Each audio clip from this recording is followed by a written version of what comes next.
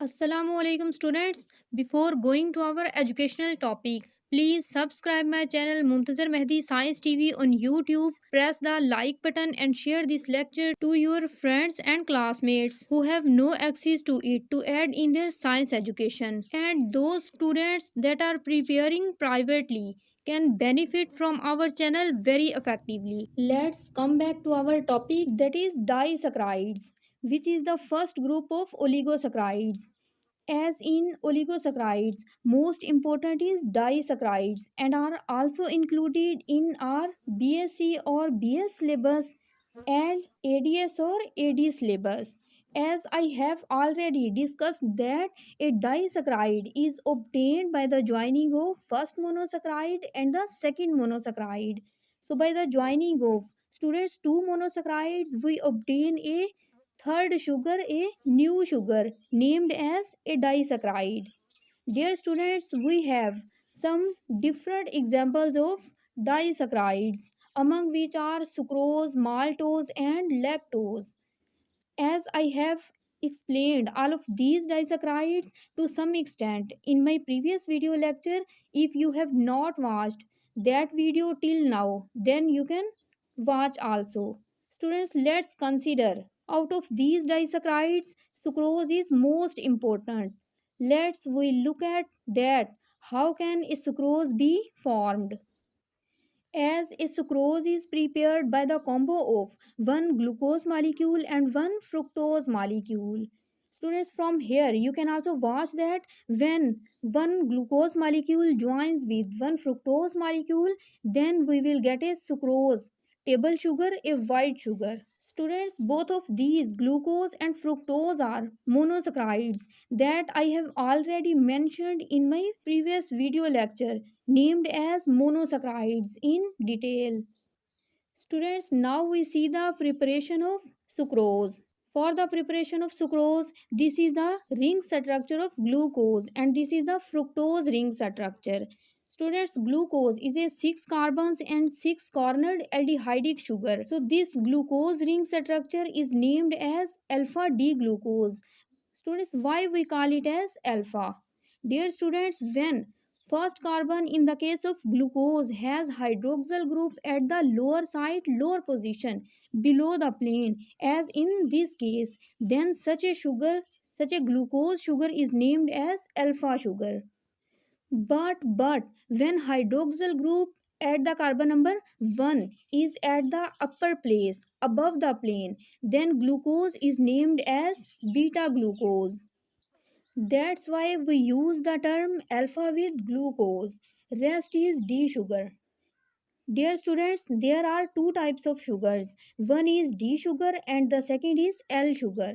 D sugar is when the hydroxyl group at the carbon number 5 comes at the right side, then it is called as D sugar and D glucose. But when that hydroxyl group comes at the left side, then the sugar is L glucose or L sugar.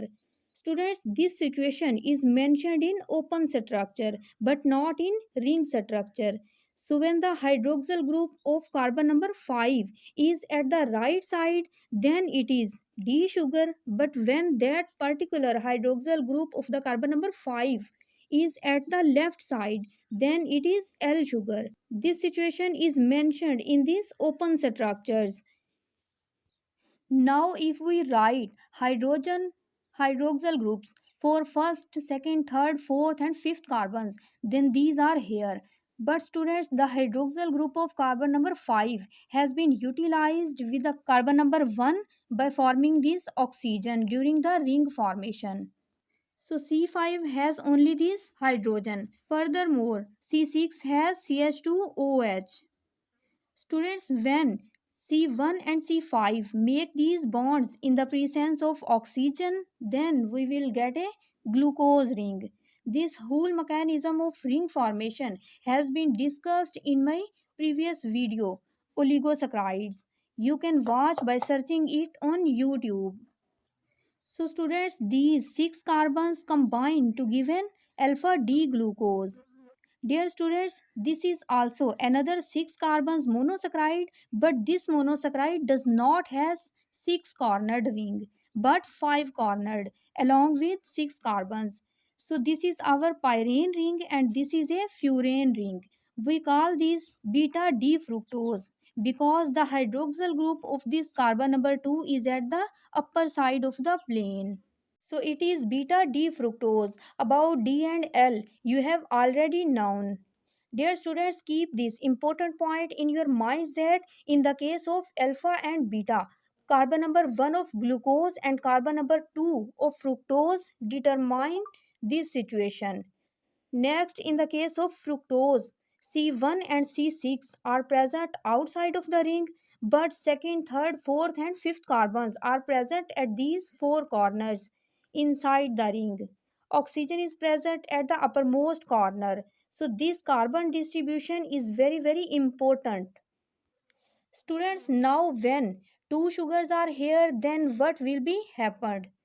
Whenever two monosaccharides are brought close together, then a kind of bond is formed, which we will discuss now after some time. And also, a specific type of reaction occurs that is called condensation reaction. How? Let's see. Dear students, this hydroxyl group of carbon number 1 of glucose ring and this hydroxyl group of carbon number 2 of fructose ring are involved in condensation reaction and in bond formation. Let's suppose this whole hydroxyl group is removed along with its bond. As a result, by the removal of this bond, this fourth bond, from here, this carbon gets positive charge. Why? Because now it has three bonds but previously it had four bonds, and by the removal of bond from here carbon gets positive charge and now this carbon is electron deficient. Why, students? Why? Because previously this carbon had four bonds, so it was not electron deficient. But now, due to the removal of this hydroxyl group and its associated bond, this carbon is now become electron deficient and attains a positive charge. Students, next from this carbon, from its hydroxyl group, only this hydrogen is isolated. So when the hydrogen is removed in the form of H ion, this remaining oxygen gets a negative charge. Due to the presence of negative charge, the oxygen becomes electron rich ion, whereas due to the expel out of hydroxyl group from this hydroxyl group, this carbon number 2 becomes the electron deficient atom. Eventually, this electron rich oxygen, which has negative charge, forms a bond with this electron deficient carbon with positive charge. This bond is named as glycosidic bond. Dear students, see now, this carbon number 2 of fructose has 4 bonds. Okay, but C1 of glucose already had 4 bonds. Now we obtain this sucrose sugar with its glycosidic bond in this form that oxygen is at the center of this glycosidic bond. Now you can again write hydrogens and hydroxyl groups for all of these carbons of both of these rings. Firstly, I had removed them to avoid the complicate of the rings. So the glycosidic bond is named as alpha beta 1 2 glycosidic bond. As this is alpha sugar, this is beta sugar. This is first carbon and this is second. So due to all of these, this bond is called alpha beta 1 2 glycosidic bond. That's why the bond in sucrose is alpha beta 1 2 glycosidic bond. That is very important bond. Students, whole of this process represents the formation of sucrose, in which C1 of glucose is bonded with C2 of fructose in the presence of this oxygen. I hope now you have understood the bond formation in a disaccharide. Students, this similar process is repeated for other disaccharides. Next, we shall see that why is sucrose non-reducing, because sucrose is non-reducing. As we have already discussed that reducing sugars are those sugars which can donate their free electrons to other sugars in order to reduce them. So any monosaccharide upon which we consider are reducing. But students, but all disaccharides are reducing except one, Which is that? Tell me. Please tell me, students. I have already told to you that before some time. Yes, its name is this one. So sucrose is non-reducing. Why, students? Why? Because for a sugar to have the reducing property, it must contain a free aldehyde group or a free ketonic group. But in this case, the scene for reducing property is that glucose must possesses a free aldehyde group or a free ketonic group in the case of fructose. So in the case of aldehydic sugar, the C1 possesses C double bond O, whereas in the case of ketonic sugar, C2 possesses this C double bond O group. Okay, so those carbons which contain double bonds are known as free aldehydic or free ketonic group. Dear students, in the case of sucrose, the C1 of aldehydic sugar, glucose, is not free. It has formed a bond, so it is not free, unavailable, and it can't donate free electrons to the other sugars and also cannot reduce them. But students, in the case of C2 of keto sugar fructose, that is a free ketonic group which has also bonded, not free, not available. So both of these carbons are not accessible to donate their free electrons and eventually not to reduce other sugars. So finally, we can't expect that this sucrose without any free group can reduce any sugar. Not never. That's why sucrose is non-reducing. Students, next in the case of maltose, two glucose alpha D type glucose rings are taken. Both are alpha D type and glucose rings. But students, in this case, C1 of first glucose and C4 of second glucose are utilized during bond formation. As the bond is formed in between both of these hydroxyl groups, when this complete hydroxyl group is removed in the form of hydroxyl ion along with its bond, then due to this removal, this carbon gets positive charge and now possesses three bonds. Now from this hydroxyl group, students, only this hydrogen is removed in the form of H ion, and now this oxygen, by taking the electrons from hydrogen, takes a negative charge. Students, now this negatively charged O ion is rich in electrons having, but this carbon is electron deficient in electrons having. So both of these electrons poor and rich ions combined by the formation of a bond. Here that is called glycosidic bond. And now students, we will obtain a new sugar that is named as maltose disaccharide. Dear students, what will happen with these? Both of these hydrogen and hydroxyl ions will combine to form a water molecule and release it towards outside. Students, furthermore, disaccharides also function as a condensation reaction. Next, the name of this disaccharide is alpha 1,4 glycosidic bond. Why, students? Why? You think the answer of this and tell yourself, because its answer is very easy and it is your assignment. Students, next we check whether maltose is reducing or not. Answer is that yes, maltose is a reducing sugar. Why? Let's see. Like both of these are glucose rings, and glucose is an aldehydic sugar. In an aldehydic sugar, student, C1 is free reducing group which has a double bond and is a free aldehydic group. So when C1O first glucose makes a bond with the C4 of second glucose, then the C1 is not free, not available. But students, in the case of this second glucose, only C4 is busy, but this C1 is still free to form any other bond, to donate electrons and to reduce other sugars. Students, due to these reasons, C1 is called free aldehydic sugar. It can form a next bond with another sugar. Because due to this free C1, maltose is a still reducing sugar. It can form a next bond with any other sugar and can reduce it.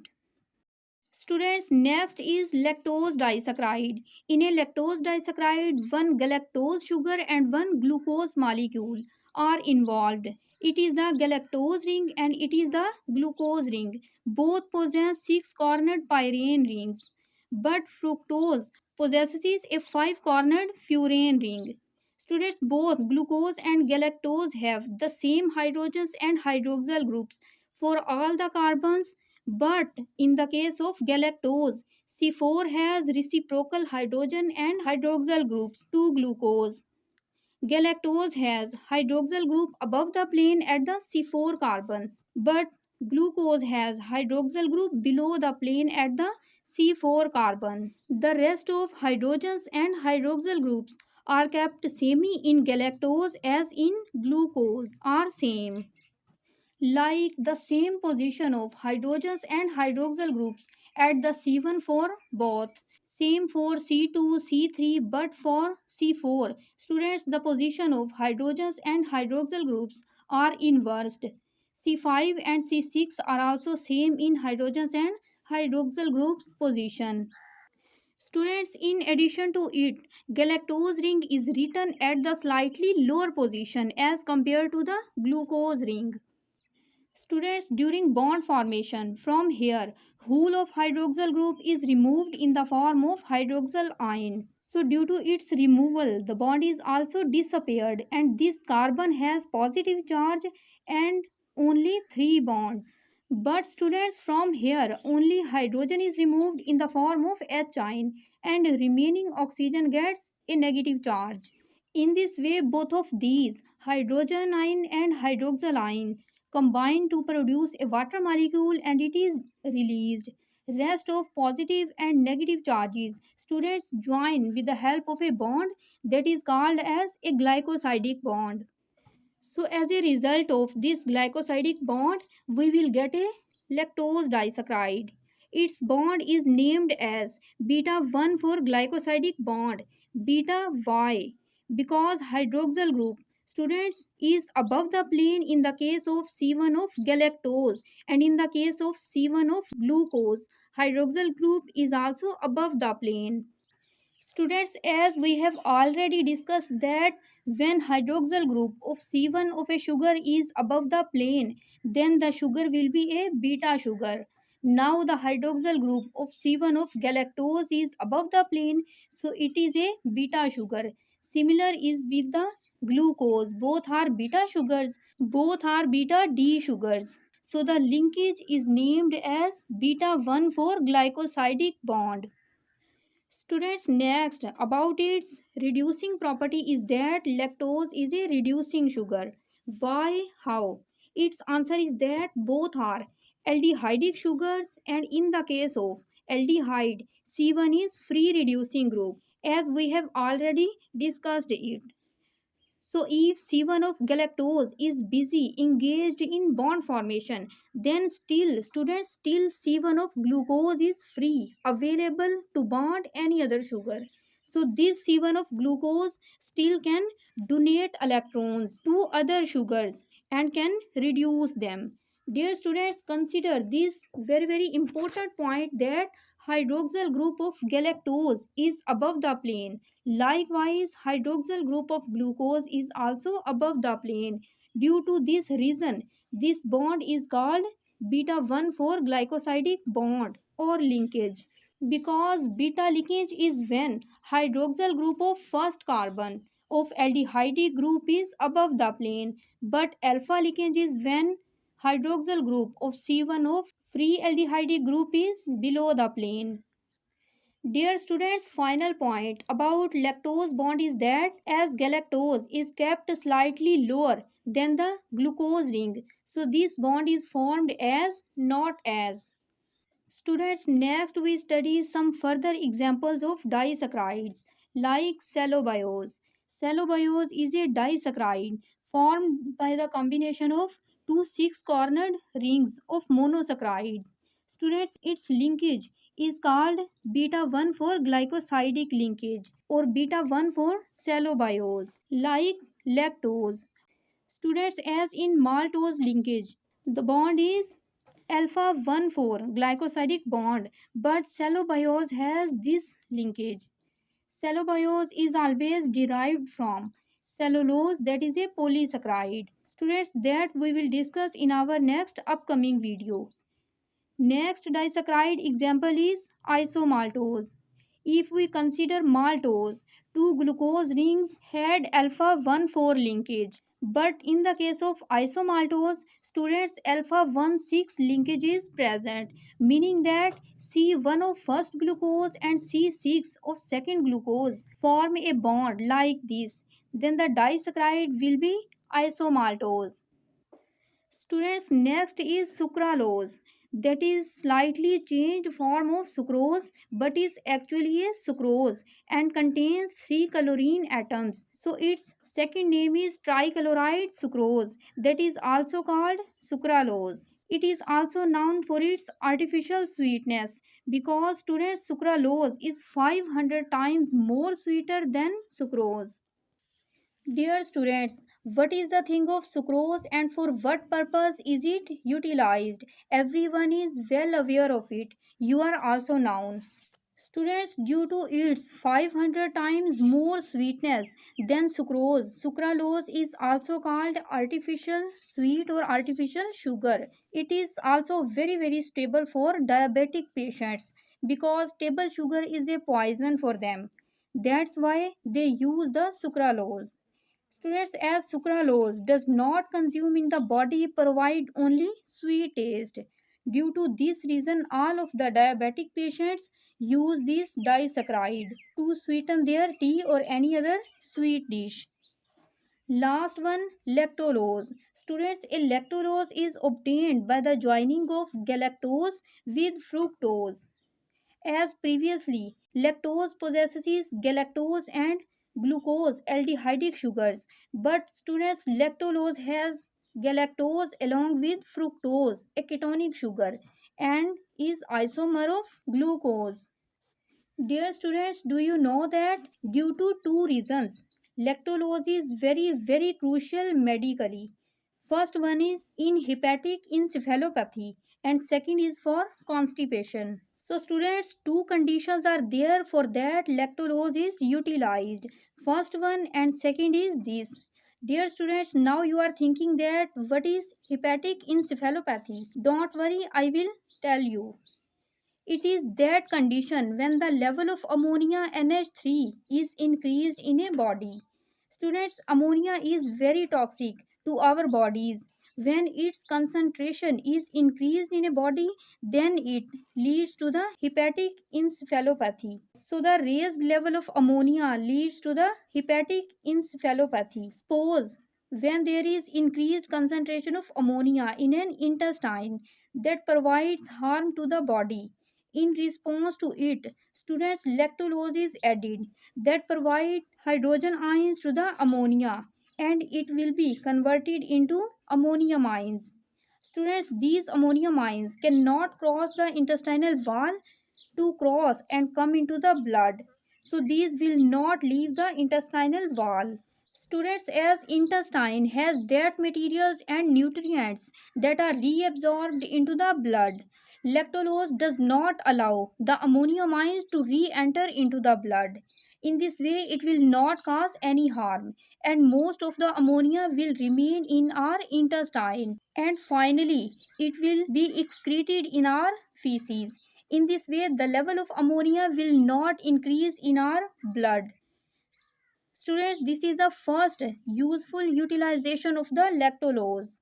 Students, secondly, for constipation, lactulose is utilized in large intestine. As we know that during constipation, abundant amount of water is absorbed in large intestine. So there becomes the shortage of water. Students, to remove this water shortage, we need a certain amount of water so that it can give bulk and provide some smoothness to the food material so that the food and the feces material start the movement. Because students, once the movement is started, then there will not retain any constipation. Therefore, we concern with intestinal movement. Students, pause. During constipation, we have a dried bolus in the large intestine, and there is no water into this dried bolus. So, this bolus is in dried and hard form.